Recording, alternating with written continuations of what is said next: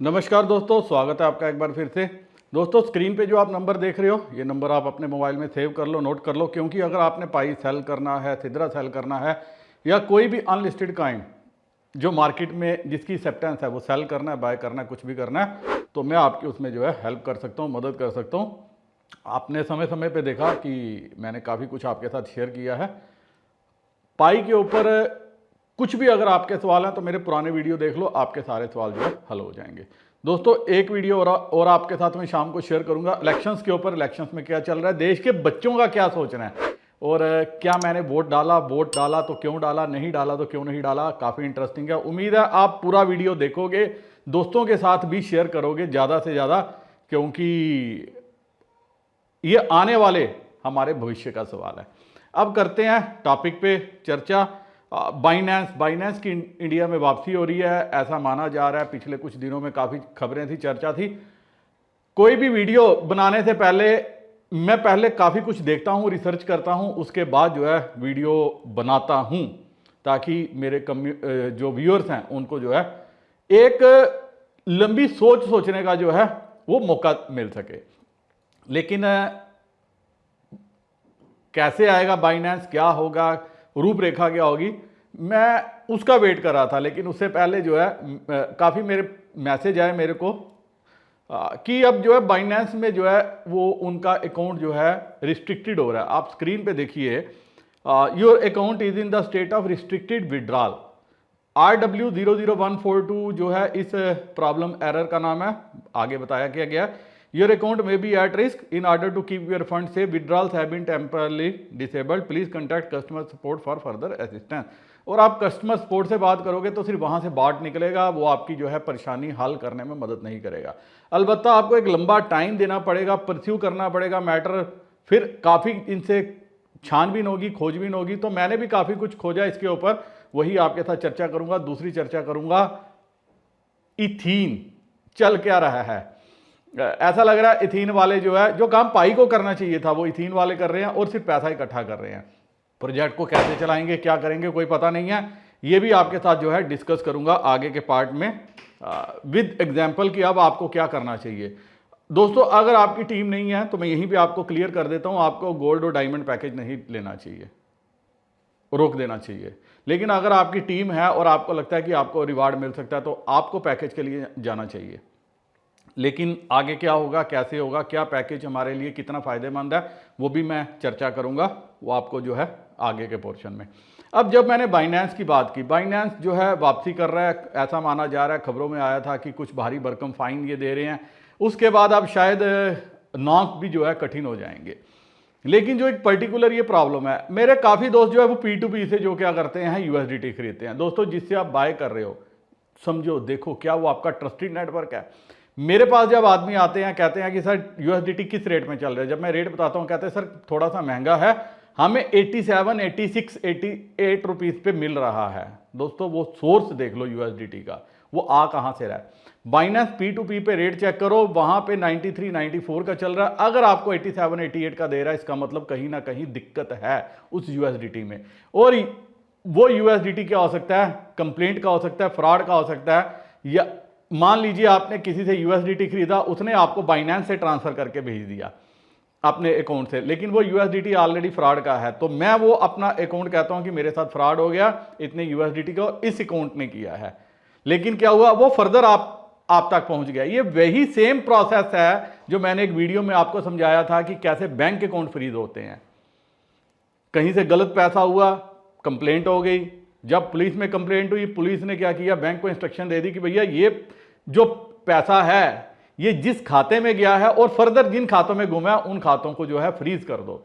Same case यहां पे आ रहा है, क्योंकि ये मैंने जो है पूरा जब एनालिसिस किया, जब मैं देख रहा था RW104, और काफ़ी दोस्तों ने मेरे ये कहा कि बड़ी दिक्कत भी आई। ये देखिए RW1042 क्या कहता है, योर अकाउंट में बी एट रिस्क। तो ये कहता है कि जिस बंदे का कहता है कि मैं ब्रिटिश सिटीजन हूं, मैंने जब जो किया है वो तब टाइमली किया है, मैंने कभी कुछ भी गलत नहीं किया।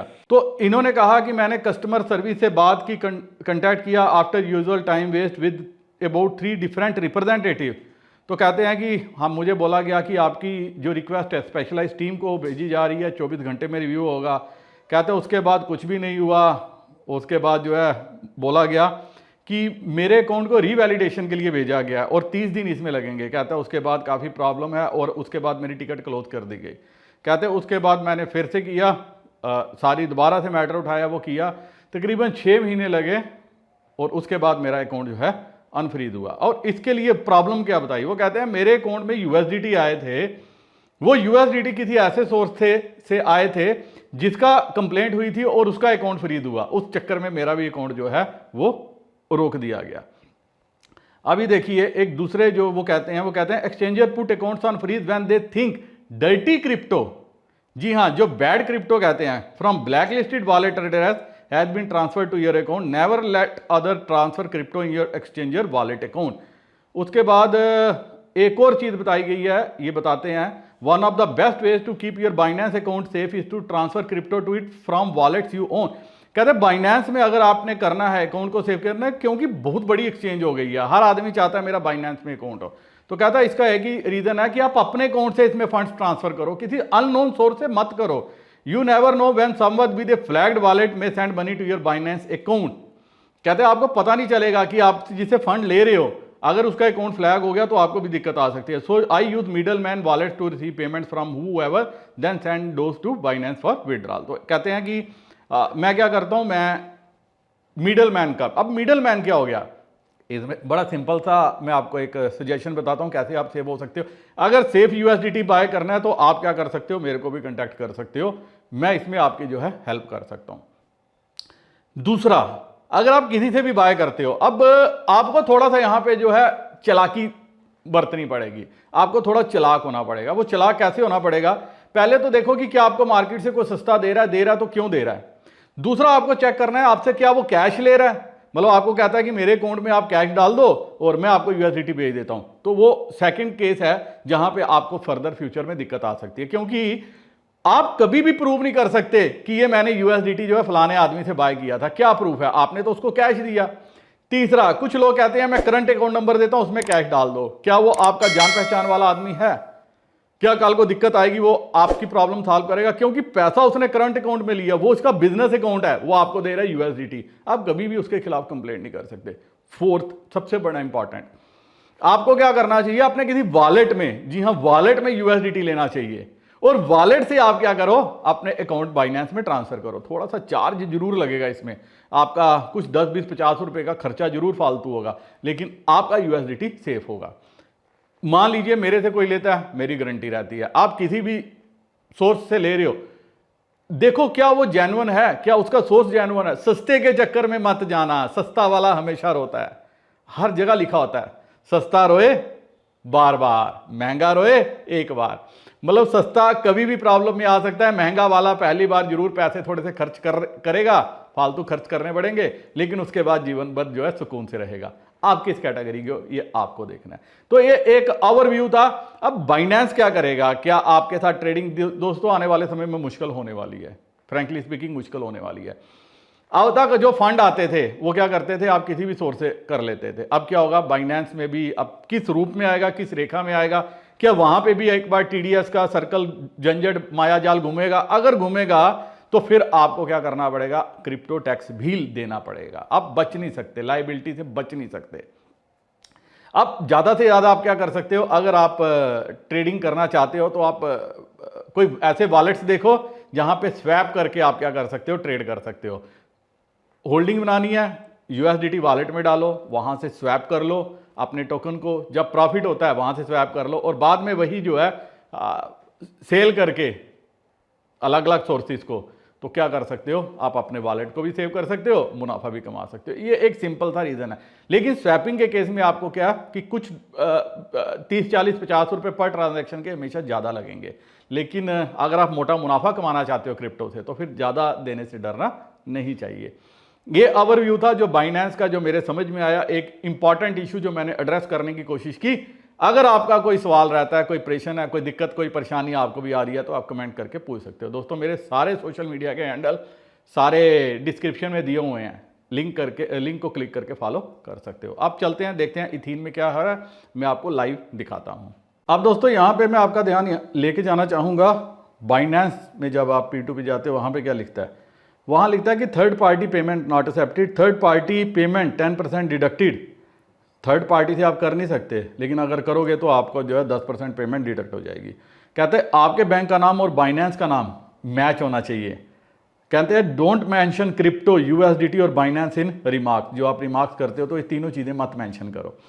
कहते हैं कि आईडी प्रूफ जो है वो आपको वेरीफाई होना चाहिए, नाम आपके आईडी प्रूफ के साथ, कि जब आप पेमेंट मोड देखोगे। और कहते हैं कि फ्रॉड मनी बट सेंड करना, क्यों, उसके बाद लिखा हुआ है कि I will counter case and charge back. जो आपको USDT सप्लाई कर रहा है ये उसकी शर्तें हैं, लेकिन इन केस आपको कोई दिक्कत आ सकती है तो इसमें कोई भी आपकी मदद नहीं कर सकता। तो इसीलिए आपको क्या करना चाहिए, कोई भी ट्रांजैक्शन अगर आप किसी भी प्लेटफॉर्म पे P2P कर रहे हो काफ़ी सावधानी से करनी चाहिए, क्योंकि ये चीज़ें जो है नॉर्मली लोग नज़रअंदाज कर देते हैं और यहीं पे आके जो है कभी ना कभी किसी ना किसी समय फंस जाते हैं, ट्रैप हो जाते हैं।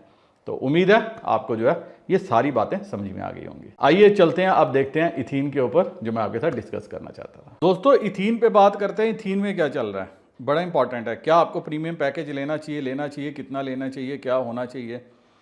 इन्होंने काफ़ी कुछ किया है, ये पैसा बांट रहे हैं, मतलब इकट्ठा कर रहे हैं और बांट भी रहे हैं। लेकिन मेरे हिसाब से अब पैकेज लेने में कंजूसी करनी चाहिए। क्यों करनी चाहिए, क्योंकि अगर हम प्रीमियम पे जाते हैं तो आप ये देखिए कि ब्रोंज पैकेज लेने वाले तकरीबन 2 लाख लोग हैं, सिल्वर लेने वाले तकरीबन 35,000 हैं, गोल्डन वाले 15,000 हैं, डायमंड वाले भी 5,000 नंबर टाप चुके हैं। मैंने नहीं लिया क्योंकि मैं देखना चाहता ये करते क्या हैं। अब ज़्यादा से ज़्यादा जो प्लस पॉइंट है आपकी जो है स्पीड बढ़ रही है जेम्स जनरेट करने की। हर महीने नंबर ऑफ जो इथीन है वो फिक्स हैं, लेकिन जितने ज़्यादा जेम्स जनरेट होंगे उतने ज़्यादा इथीन की सप्लाई कम होती जाएगी।